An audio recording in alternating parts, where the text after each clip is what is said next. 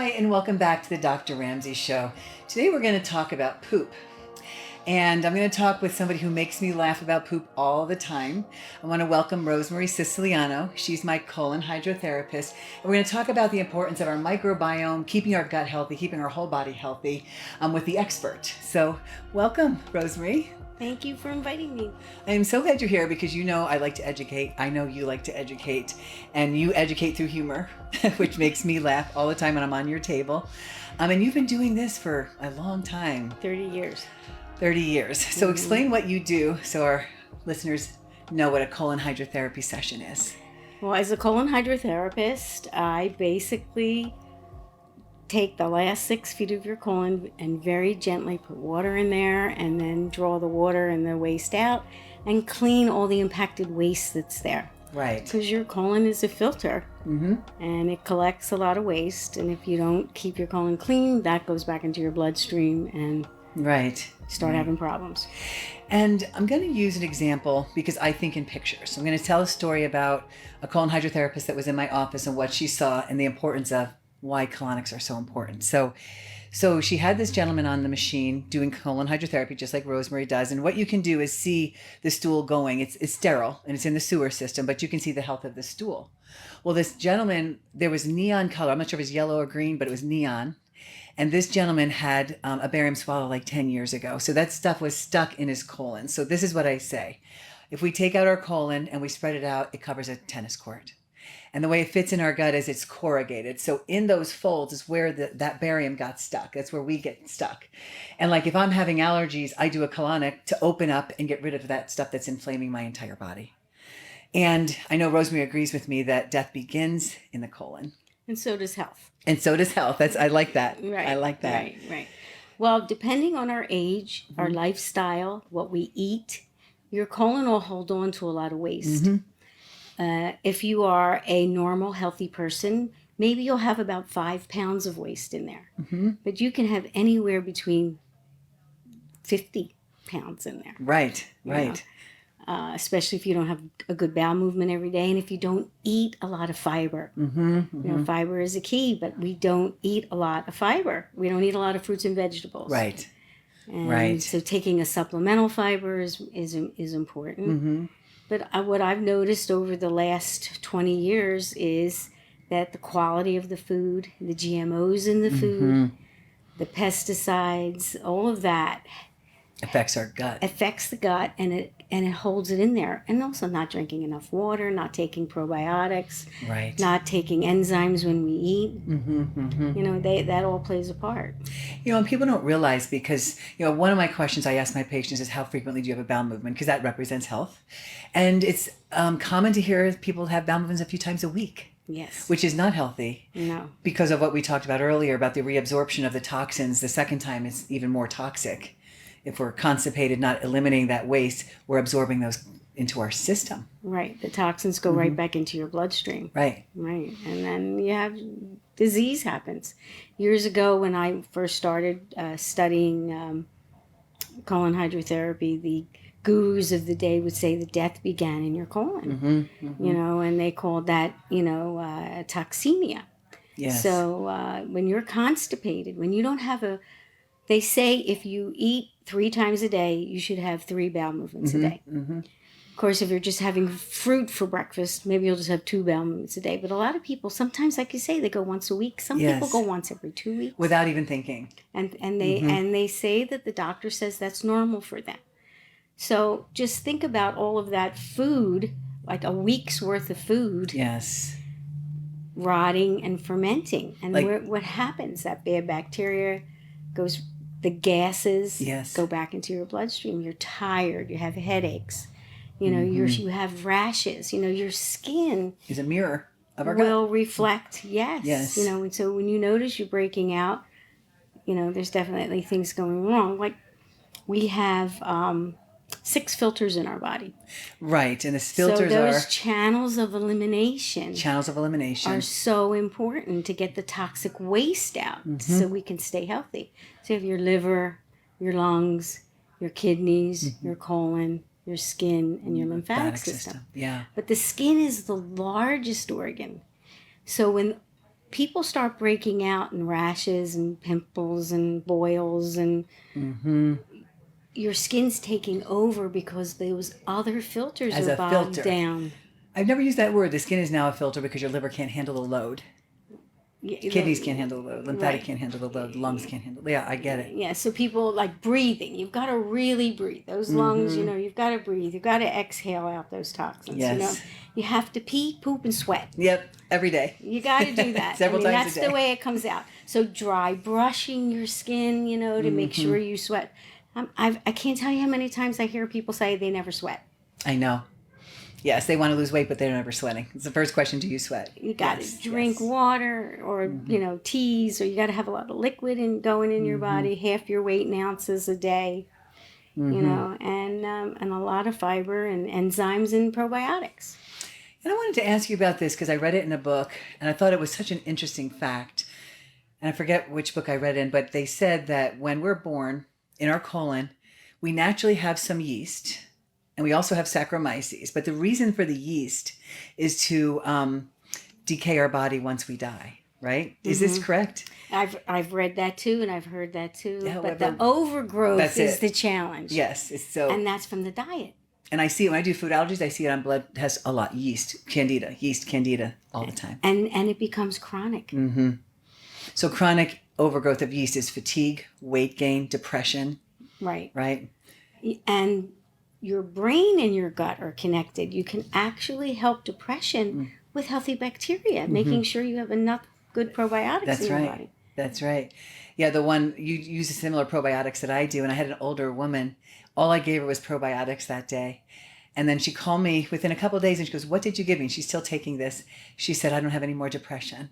And I was like, wow, just one probiotic. She didn't have one her whole life, in her 70s. So let's talk about probiotics and the microbiome and how important they are for our health, our mood health, our skin health. So describe what the microbiome is. Well, it's all, when I talk about probiotics to my clients, I tell them that they are like we need this army. I was going to say soldiers. Yeah, they're so, yeah, I was yeah. And so, but we need, the way we have soldiers that fight with tanks and bazookas and guns and bombs and whatever, you know, and years ago they had knives and swords, and, you know, you have to have a particular weapon to kill a particular bad bacteria. Yes. So you need an army, you know, of fighters, like 400. Complex. You need 400 good bacteria in your gut. Right. To stay healthy for the rest of your life.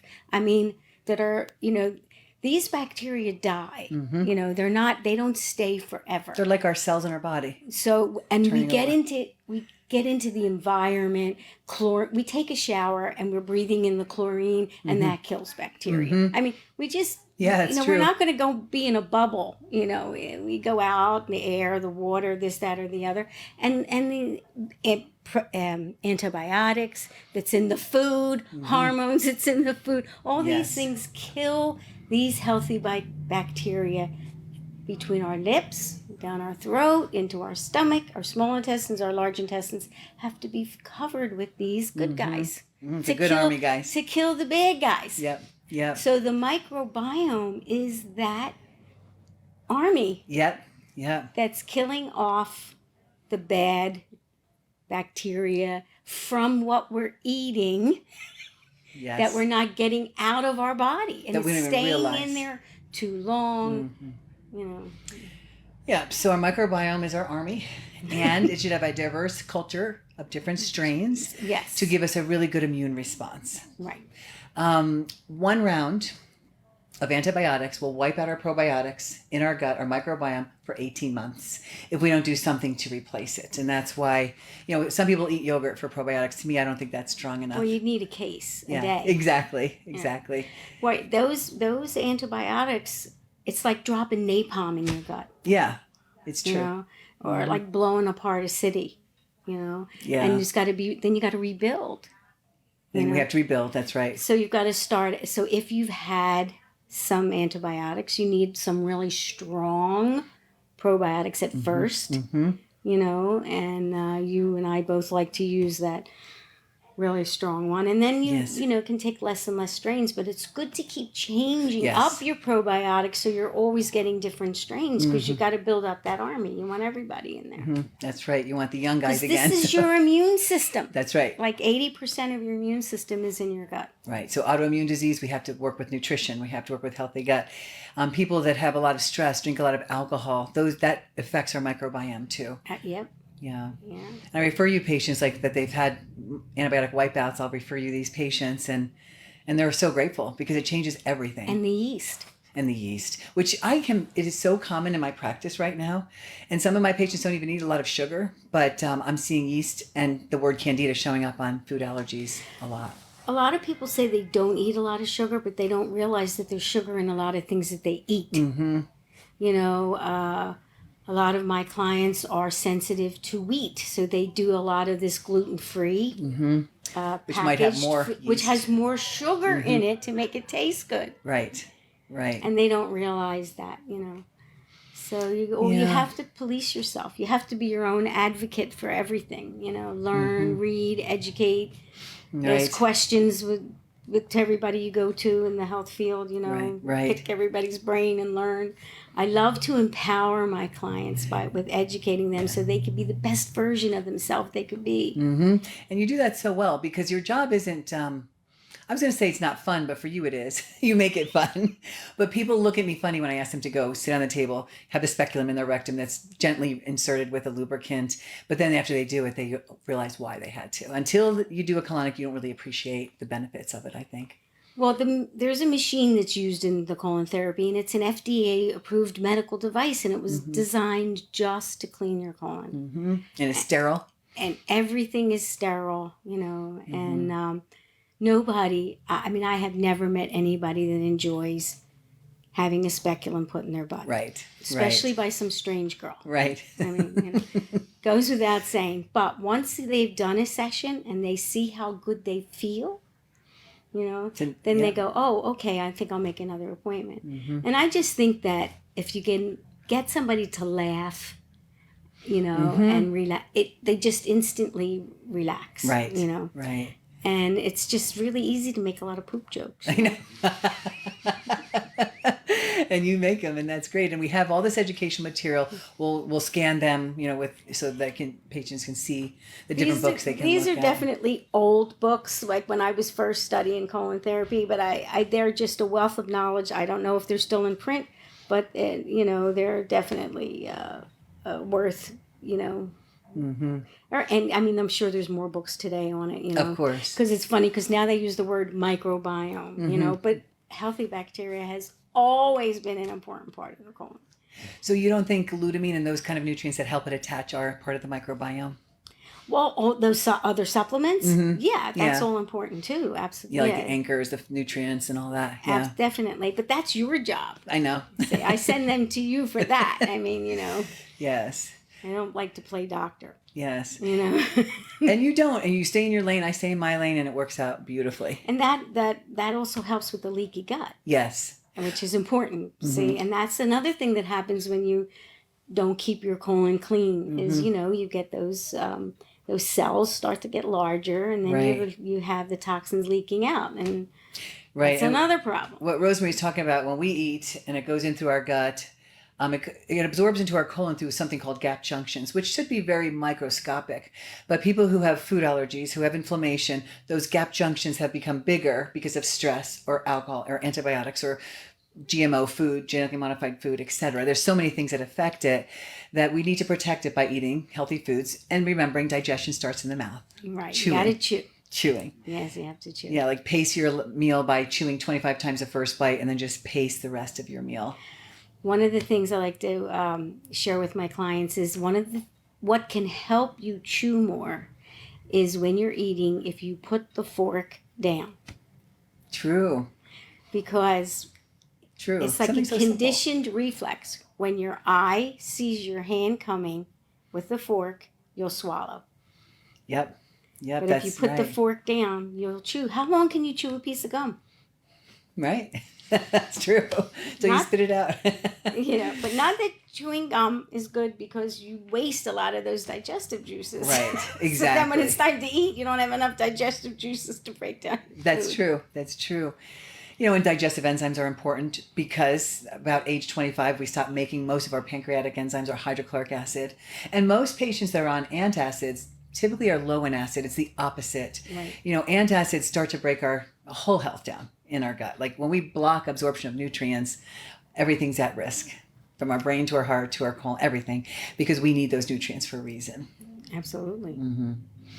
Anything else you want to say? I think we covered a lot of gut Well, health. the liver's important. Right. So because a lot of times when when you've done colon therapy for a long time, all colon therapists, they can learn a lot about looking at the feces as it's coming through. So the color, a lot of times when their feces is very white and chalky, What is that? there's not enough bile. I've never even It's a seen that. liver. It's a Okay. liver issue. So colon therapy can also, as you and I have worked together, help. Like what I see and tell you That's can right. help you, helps your Right. clients. Right. Because you learn a lot. Like, Right. when your baby's little and you change the diaper and you see the color of the feces and, He's making sure. or you see little balls, little rabbit pellets instead of like a formed stool. Well, that usually is very indicative of a food allergy. Oh, I thought you were going to say dehydration. So the hard poop in there would be allergic to something the mother's eating if they're breastfed. Well, mostly when they start to feed them, Food. They give them maybe pablum or oatmeal, or they start with cereals or Right. something like that. Right. So sometimes it's rice or whatever. But if you watch what their bowel movement looks like, you'll begin to tell what Interesting. they're allergic to eating. Wow. So You are such a wealth of knowledge. You really I are. love sharing. So And you help so many people. I mean, deeply. I mean, that is the deepest part of our body. And Absolutely. it's the most important part of our body for overall health. right. So thank you for sharing. We're going to You're take very videos of all welcome. this. And there is a list of contraindications that we're going to post so that you know. But most people can do them. Yeah, 99% of everybody can do colon therapy. I always ask everybody if they have a hernia right away. But there is a list that you can scan and show everyone where it's not a good idea for you to do colon therapy. And or you need to talk to the colon therapist before you do something like this to make sure that what you have that may be contraindicated isn't flaring up at that time. Exactly. And you just reminded So that's me why of you something. gotta tell the therapist, because a lot of people don't share. You know what? You probably wouldn't have done this on me if I wasn't who I was. Like, I remember going into after I had my hernia, right? So I split this open doing a back bend. And if I do a surgery, I come to you because I want to get all the drugs, all that stuff out of me. And you went extremely gentle. And I remember you saying to me, "You're going to thank me." And I think it was because anybody else may have gone a little too far and stretched it out. But you did it for me, and I was grateful.